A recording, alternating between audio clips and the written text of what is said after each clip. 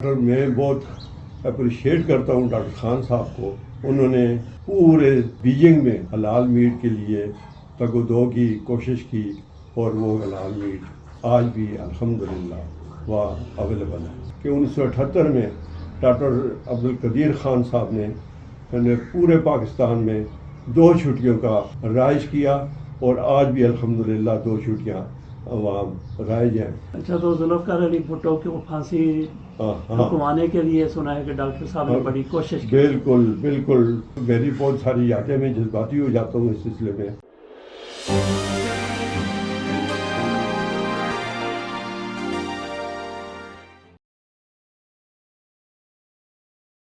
بسم اللہ الرحمن الرحیم. آج ہم ایک مرتبہ پھر راولپنڈی میں ڈاکٹر محمد فاروق صاحب کے ساتھ ہیں. ڈاکٹر عبدالقدیر خان کے دستے راست رہے اور پاکستان کے لیے، پاکستان کو ایٹمی قوت بنانے کے لیے جس طرح سے ان لوگوں کی طرف سے قربانیاں دی گئی ہیں وہ اپنی مثالات ہیں. تو آج ہم یادیں تازہ کرتے ہیں ڈاکٹر عبدالقدیر خان صاحب کی. ڈاکٹر فاروق صاحب سے پوچھتے ہیں کہ کس طرح سے ڈاکٹر قدیر خان کے ساتھ ان کا اتنا گہرا تعلق ہوا اور ان کے بارے میں کیا کچھ جانتے ہیں جناب ڈاکٹر صاحب. اعوذ باللہ من الشیطان الرجیم. بسم اللہ الرحمن الرحیم. میں سب سے پہلے 1989 میں بیجنگ میں ایشین گیمز ہوئی تھی تو غلام اسحاق خان صاحب نے ایشین گیمز کا افتتاح کرنا تھا، لیکن وہاں پہ جو سٹی بنایا گیا وہ ڈاکٹر عبدالقدیر خان صاحب کی ذمہ داری میں شامل تھا. تو ڈاکٹر عبدالقدیر خان نے ایشین گیمز میں ایشین سٹی کی 1-2 جگہوں کا معائنہ کیا اور پھر میٹنگ کر لی.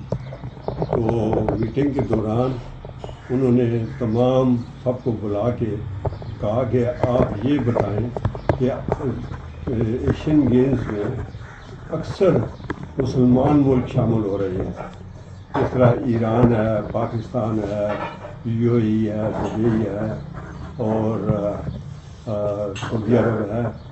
تو ان کو بنگلہ دیش ہے، ان کو آپ ان کے لیے حلال میٹ کا کیا بندوبست کیا ہے؟ تو وہ بڑے پریشان ہو گئے. انہوں نے کہا کہ یہ اس بات کے بارے میں تو ہم نے سوچا ہی نہیں. تو پھر ڈاکٹر عبدالقدیر خان نے کہا کہ یہ بھائی حلال میٹ کا فوراً بندوبست کرو. تو پھر چائنیز کی ٹیم نے فوراً چائنا کے سنگ کیانگ صوبے میں چائنا کے سنگ کیانگ صوبے سے تمام مسلمانوں کو بلا لیا اور سارا ٹھیکہ ان کو دے دیا. بچری کا سارا ٹھیکہ ان کو دے دیا. تو وہ پھر بڑے مطمئن ہو گئے. لیکن یہ چونکہ اتنا عام ایلیمنٹ تھا کہ ڈاکٹر قدیر خان صاحب کو بہت اپریشیٹ کیا گیا، بہت قدر سی نگاہ سے دیکھا گیا. اور غلام اسحاق خان نے جب ہم چائنا سے واپس آئے تو غلام اسحاق خان نے ڈاکٹر قدیر خان کو اپنے دفتر طلب کر لیا اور کہا کہ تم نے بہت ہی اچھی بات کا ان کو تجزیہ کیا ہے. اور اس لیے غلام اسحاق خان نے ان کو 1989 میں سب سے پہلے ہلال امتیاز عطا کیا اور وہ ڈاکٹر خان صاحب کو ایک خاص تقریب میں ہلال امتیاز ملا. اس کے بعد بھی گو کہ ڈاکٹر عبدالقدیر خان صاحب کو اور بعد میں نشان امتیاز 2 مرتبہ عطا کیا گیا، لیکن وہ بہرحال وہ پاکستان کے 3 دھماکے بننے کے بعد وہ عطا کیا گیا. میں بہت اپریشیٹ کرتا ہوں ڈاکٹر خان صاحب کو کہ انہوں نے پورے بیجنگ میں حلال میٹ کے لیے تگ و دو کی کوشش کی اور وہ حلال میٹ آج بھی الحمدللہ وہاں اویلیبل ہے. اس کے بعد یہاں سے دبئی جانا ہوا. آپ بھی چین گئے تھے؟ میں بھی ساتھ چین میں اس ڈیلیگیشن میں بھی شامل تھا. ٹھیک. تو اور پھر اس کے بعد دوسری مرتبہ ڈاکٹر صاحب جو ہے وہ دبئی جب گئے تو انہوں نے کہا کہ ابو دھابی میں ایک نیا میریوٹ ہوٹل کا افتتاح ہوا ہے، تو چلو وہاں جا کر کھانا کھاتے ہیں۔ تو وہاں جا کر جب ڈاکٹر خان صاحب نے دیکھا کہ وہ چمچ جو ہے وہ مختلف وہ چلتی جا رہی ہے، کبھی پورک میں، کبھی میٹ میں، کبھی دال میں، کبھی کسی چیز میں، تو انہوں نے ہمیں کھانا کھانے سے روک دیا اور ایک کارنر میں بٹھا دیا اور کہا کہ نہیں بھائی اپنا اپنا مینو لو اور اپنا اپنا خود آرڈر کرو۔ تو پھر ہم نے ان کے کھانا ان کی مرضی کے مطابق کھانا ایک کارنر میں بیٹھ کر کھایا، مینو پہ اپنے اپنے حصے کا اپنی اپنی پسند کا کھانا آرڈر کیا۔ ڈاکٹر خان صاحب کا مجھے یاد ہے کہ انہوں نے ہری دھنیا کا اور آملیٹ کا آرڈر دیا تھا، اور وہ پھر اس کے بعد ڈاکٹر عبدالقدیر خان صاحب نے وہ شیخ زید بن سلطان آل نہیان کو وہاں پہ خط لکھا اور خط میں کہا کہ یہ آپ مجھے یہ بتائیں کہ دبئی، سعودی عرب اور یہ سارے جو ہے مسلمان ملک ہیں، ان مسلمان ملکوں میں پورک کا کیا کام ہے؟ تو پورک یہاں پہ نہیں آنا چاہیے۔ تو اگلے روز شیخ زیاد بن سلطان آل نہیان کا آدمی ڈاکٹر خان صاحب کے پاس پہنچ گیا اور اس نے کہا کہ انشاءاللہ آج کے بعد دبئی میں کبھی بھی پورک نہیں آئے گا۔ دبئی ابو دھابی میں امارات متحدہ امارات میں پورک نہیں آئے گا۔ تو وہ پھر اس کے بعد وہ پورک نے آنا بند کر دیا۔ وہ وہاں پہ سارا ہم اس کے بعد بھی جاتے رہے، لیکن یہ ہے کہ ہمیں کھانا میسر حلال میٹ ہی ہمیشہ ملتا رہا، پورک والا نہیں، پورک پھر نظر سے نہیں گزرا۔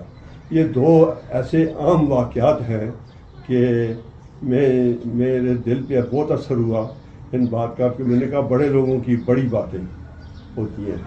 تو وہ ایک تو چائنا میں حلال میٹ کا اور ابو دھابی میں پورک کے نہ آنے پر پابندی لگا دی گئی۔ اور تیسری بات میں بہت ضروری کہنا پسند کروں گا کہ 1978 میں ڈاکٹر عبدالقدیر خان صاحب نے پورے پاکستان میں 2 چھٹیوں کو رائج کیا، اور آج بھی الحمدللہ 2 چھٹیاں وہاں رائج ہیں۔ نہیں، یہ KRL میں انہوں نے کیا یا پورے پاکستان پورے پاکستان کے لیے کیا، لیکن شروع میں انہوں نے کہ وہ چونکہ ڈاکٹر صاحب یہ چاہتے تھے کہ سارے لوگ جو ہے وہ 2 دنوں میں ہمیشہ ڈاکٹر صاحب ایک دن دفتر میں آ جاتے تھے اور ایک دن چھٹی کرتے تھے۔ میں نے ساری زندگی میں کبھی بھی 2 چھٹیاں نہیں کی اکٹھی، لیکن باقی لوگوں کے لیے 2 چھٹیاں، باقی لوگوں کے لیے سب کے لیے 2 چھٹیاں تھیں۔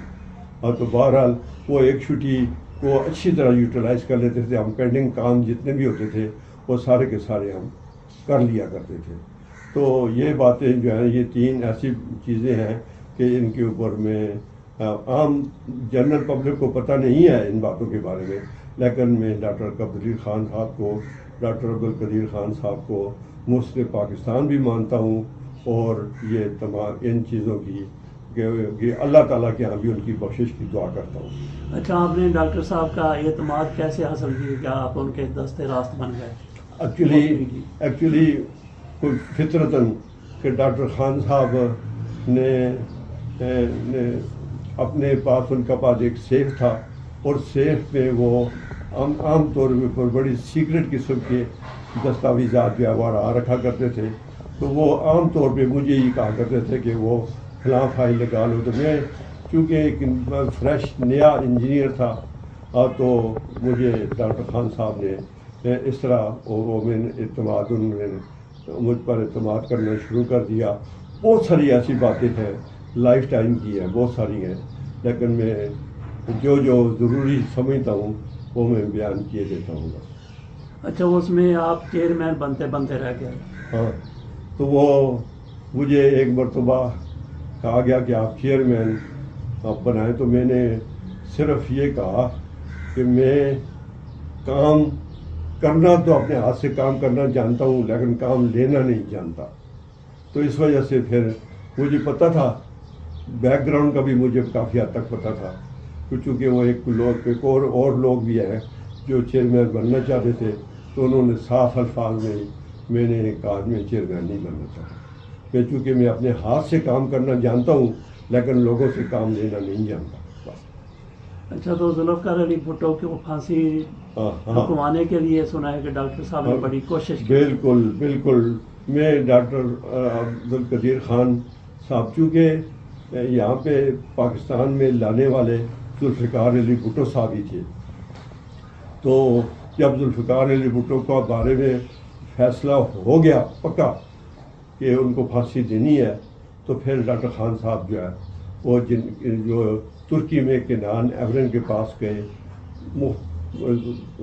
ان سے بات کی، ضیاء الحق صاحب کو ٹیلی فون کروایا، لیکن وہ کام نہیں بنا. پھر اس کے بعد وہ شاہ فیصل کے پاس گئے سعودی عرب میں، ان سے کہا کہ جنرل ضیاء الحق صاحب کو یہ مطاف میں بلائیں، سامنے کعبہ ہو، ان کے ساتھ یہ وعدہ لے کہ بھٹو کو پھانسی نہیں دیں گے. لیکن انہوں نے کہا کہ انہوں نے وعدہ تو کر لیا، جہاں فیصل سے وعدہ تو کر لیا، لیکن وہ بھٹو کو پھانسی دے کر چھوڑا. اور ان کے ساتھ 4 دوسرے آدمی تھے، وہ FSF کے تھے، ان کو فی سبیل اللہ فورس بھی کہا کرتے تھے. FSF کے تھے، تو 4 آدمی کو کہا تم بھٹو کے خلاف گواہی دو اور ہم تمہیں معاف کر دیں گے. لیکن انہوں نے گواہی تو ان سے لے لی، لیکن ان کو معاف نہیں کیا گیا، ان کو بھی پھانسی دے دی گئی. ایک کا نام غلام مصطفیٰ تھا اور دوسرے کا نام عباس تھا. باقی دوسروں کے نام جو ہے میں بھول چکا ہوں. وہ لیکن بہرحال تاریخ نہیں بھولتی، FSF والے نہیں بھولے ہوں گے. ان کے وہ جو ہے بہت اچھے انسپیکٹر تھے، بہت پارسال لوگ تھے، لیکن میں کہتا ہوں کہ ان کو پھانسی نہیں ہونی چاہیے تھی، لیکن ان کو پھانسی دے دی گئی. بے نظیر بھٹو کے بارے میں آپ کیا کہتے ہیں؟ ہاں، بے نظیر بھٹو صاحب ایک مرتبہ وہ پرائم منسٹر تھیں، تو ہم نے ایک مسئلہ ان کے سامنے پیش کیا، تو انہوں نے کہا کہ انہوں نے مسئلے کا حل بہت خوبصورتی سے کیا. انہوں نے کم il سنگ کا ایک بیٹا تھا مسٹر جان، اس کو فون کیا کہ ہمیں یہ پرابلم درپیش ہے، تو اب اہتمام تو ہے، لیکن یہ ہے کہ اس کو گرانا کس طرح کا ہے. تو پھر انہوں نے طریقہ کار، پھر بے نظیر صاحبہ کے کہنے پر 4 آدمی وہاں چلے گئے، اور ان 4 آدمی کو ٹریننگ دی گئی. پھر وہ جب واپس آئے تو ہم بہت خوش ہو گئے کہ یہ جو ہے یہ معاملات حل ہو گئے. اور پھر آج تک میں کہتا ہوں ہمارے ملک میں الحمدللہ اللہ کا شکر ہے، پاکستان ایٹمی طاقت بھی ہے، اور انڈیا پر کسی بھی ملک میں بھی اس کو بھیجنے کی، اس کو گرانے کی طاقت بھی ہے الحمدللہ. ہم اب اس وقت میں یہ ضرور کہہ سکتا ہوں کہ ہم ایٹمی پاور بھی ہیں اور ہم میزائل پاور بھی ہیں انشاءاللہ. میرا سوال یہ ہے کہ آپ نے کئی حکمران دیکھے، جی، ایٹمی پروگرام کے حوالے سے بھی ان کی خدمات ہیں، ان میں سے میزائل پروگرام کے حوالے سے یا دیگر معاملات کے حوالے سے آپ کس کو آئیڈیلائز کرتے ہیں؟ ہاں، میں بے نظیر صاحبہ کو ضرور اس لیے کہوں گا کہ باقی چیزیں تو چلے ہو جاتی ہیں، لیکن جو مشکلات ہمیں درپیش تھیں ان کا حال بے نظیر نے کیا. میں اس لیے بے نظیر کو اس ملک کا خیر خواہ تصور کرتا ہوں اور ان کو مانتا ہوں، اور وہ میرے آئیڈیل ہیں. اور وہ انہوں نے جو کچھ ہمیں طریقہ کار بتایا، جس طرح سے بتایا، جس طرح چیزوں کو ہینڈل کیا، وہ جس چیزوں کو ہینڈل کیا، اور میں کہتا ہوں اس سے بہتر اور کوئی ہو ہی نہیں سکتی بات. ڈاکٹر صاحب، ڈاکٹر عبدالقدیر خان، ان کا سنا ہے کوئی مرشد بھی تھے؟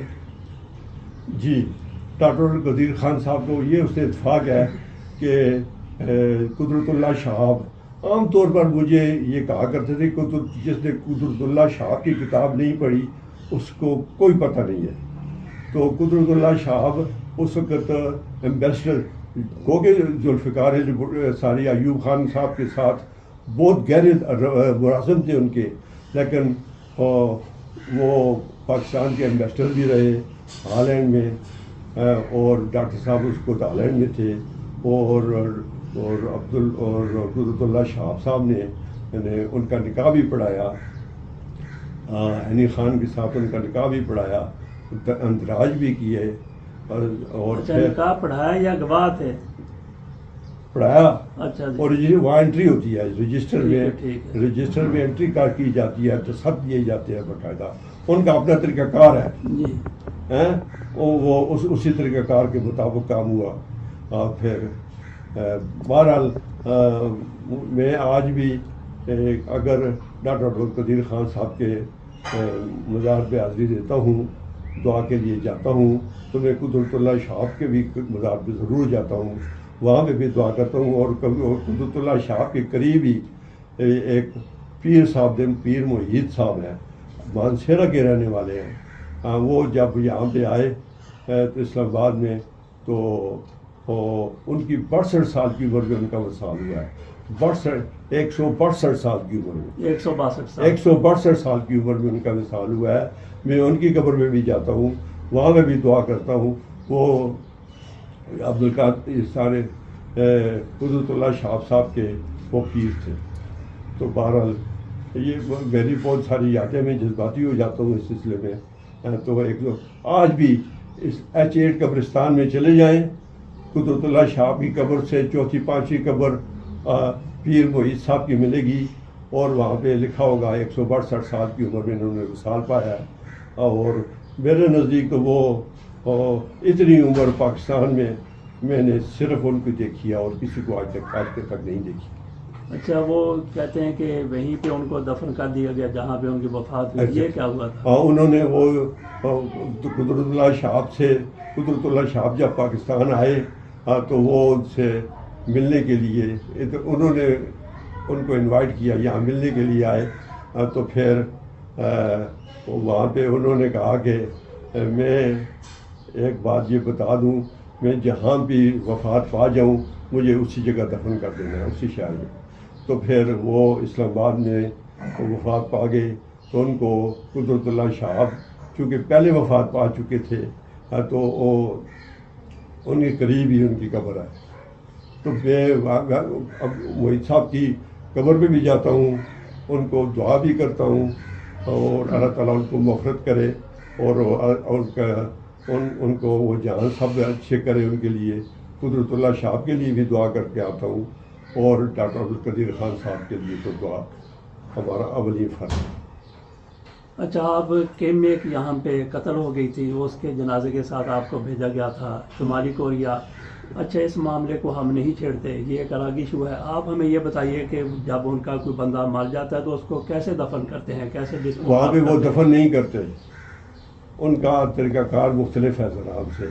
وہ ایک بہت پہاڑ کی اونچی چوٹی ہے، وہاں پہ ڈیڈ باڈیز کو کچھ چیزیں لگا کر وہ وہاں پہ چھوڑ آتے ہیں، اور بہت اونچی ہے وہ. میں جانے کی کوشش کی ہے، لیکن میں آدھے راستے تک گیا ہوں، پھر میں وہاں سے واپس آ گیا ہوں. اور وہ پھر وہ چیلے وارا یا دوسری چیزیں بلند پرواز کرنے والے پرندے جو ہے وہ ان کو کھا جاتے ہیں. قبر میں نے نہیں دیکھی، کوئی بھی نہیں دیکھی کہیں پہ بھی. اچھا، ڈاکٹر صاحب کے جنازے میں آپ شریک ہوئے؟ میں ڈاکٹر عبدالقدیر خان صاحب کے جنازے میں شریک ہوا. پہلے مجھے صبح سویرے کہا گیا کہ ڈاکٹر خان صاحب شاہ فیصل مسجد میں ان کا جنازہ ہوگا، آپ نے وہاں پہ حاضر نہیں ہونا. تو میں نے کہا کہ ٹھیک ہے. لیکن اتنی دیر میں کچھ حضرات وہ ہمارے گھر میں تشریف لائے، وہ مجھے ساتھ لے کر چلے گئے. انہوں نے کہا کہ نہیں آپ، اور جاتے جاتے انہوں نے میرے لیے اتنا اچھا بندوبست کیا کہ میں ڈاکٹر خان صاحب کے تابوت کے پاس چلا گیا اور وہاں پہ میں نے جنازہ بھی ادا کیا، اور وہاں پہ پھر میں شاہ فیصل مسجد کے پاس گزر رہا تھا، اور تو میں نے کہا کہ یار یہ ڈاکٹر عبدالقدیر خان صاحب نے شاہ فیصل مسجد کو اندر سے ایئر کنڈیشن بھی کروایا تھا، لیکن تالے پڑے تھے، اور مجھے بہت دکھ ہوا۔ ہاں، لیکن ڈاکٹر خان صاحب کو کیونکہ بندوبست خواہ کوئی خاص بندوبست نہیں تھا وہاں پہ، اور وہاں پہ 5 جنازے میں نے خود دیکھے۔ مولوی صاحب نے وہ ڈاکٹر صاحب وہاں پہ موجود تھے، میں نے تو جنازہ کر لیا تھا، لیکن اس کے بعد بھی 5 جنازے ہوئے، تو پھر میں بہرحال اس کے بعد پھر میں گھر آ گیا، لیکن اپنے بیٹے کو، اپنے بچوں کو، اپنے بھائی کو میں نے ڈاکٹر عبدالقدیر خان صاحب کی قبر پر روانہ کر دیا۔ اور پھر مجھے بڑی خوشی ہے کہ ڈاکٹر عبدالقدیر خان صاحب نے اپنی زندگی میں ہی اپنی وصیت جو ہے وہ تحریر کر دی تھی، اور پھر وہ آج بھی چیت قبرستان میں دفن ہے۔ مجھے دکھ ہوتا ہے بس بہرحال۔ تو ڈاکٹر صاحب سے آپ کی ملاقاتیں کب بند ہو گئی تھی؟ آخری ملاقات کب ہوئی تھی؟ میری فون کے اوپر بات ہوتی رہتی تھی آپ کی؟ جی ساتھ جی کچھ بتائیے۔ ڈاکٹر عبدالقدیر خان صاحب کو جس دن ان کو صبح 10 اکتوبر کو ان کو جب ان کا وصال ہو رہا تھا، اس کی شام کو ٹھیک 4:30 بجے میری ان کے ساتھ بات چیت ہوئی۔ میں نے ان کا حال وال پوچھا، تو انہوں نے کہا میں ٹھیک ہوں، اور پھر صبح 5:20 پر انہیں وومیٹنگ ہوئی، اور پھر ان کو اسپتال لے جایا گیا، وہاں پہ بھی وومیٹنگ رکی نہیں ہے، خون کی قے تھی وہ رکی نہیں، وہ ڈاکٹر، اور پھر وہاں پہ جب ان کا وصال ہو گیا تو پھر مجھے اطلاع آئی، سب سے پہلے اطلاع آئی کہ ڈاکٹر خان صاحب از نو مور۔ تو پھر میں بہت افسردہ ہو گیا، تو لیکن حکومت پاکستان کی طرف نے ٹھیک 10 بجے اناؤنسمنٹ ہوئی ان کی وفات کے بعد۔ تو بہرحال یہ ایسے مرحلہ ان کو نہ چھیڑیں تو بس بہتر ہے۔ اچھا، آپ کو کون کون سے اعزازات ملے ہیں اور ڈاکٹر صاحب کو کون سے ملے ہیں؟ مجھے سب سے پہلے اعلان امتیاز فاروق احمد خان لغاری صاحب کی موجودگی میں دیا گیا، پھر اس کے بعد رفیق تارڑ صاحب نے مجھے اعلان امتیاز عطا کیا، پھر ڈاکٹر عبدالقدیر خان صاحب نے بھی مجھے سنچری گولڈ میڈل عطا کیا، میں ان کا تہ دل سے شکر گزار ہوں۔ اور ڈاکٹر عبدالقدیر خان صاحب کو اعلان امتیاز غلام اسحاق خان صاحب نے دے دیا تھا، اس کے بعد نشان امتیاز 2 مرتبہ نشان امتیاز عطا کیا گیا، لیکن یہ سارا 2000 سے پہلے ہوا ہے۔ ڈاکٹر صاحب یہ کس چیز کا ماڈل ہے؟ یہ جو ماڈل میں دکھا رہا ہوں یہ جو ہے بختر شکن کا ماڈل ہے۔ اچھا، کس کا؟ بختر شکن۔ اچھا جی، ٹھیک ہے۔ یہ اس کا ماڈل ہے، یہ نامکمل ہی تھا، جنہوں نے بھی مجھے عطا کیا ہے، تو ان کا شکر گزار ہوں۔ جی ڈاکٹر صاحب، بہت بہت شکریہ۔ بہت بہت شکریہ۔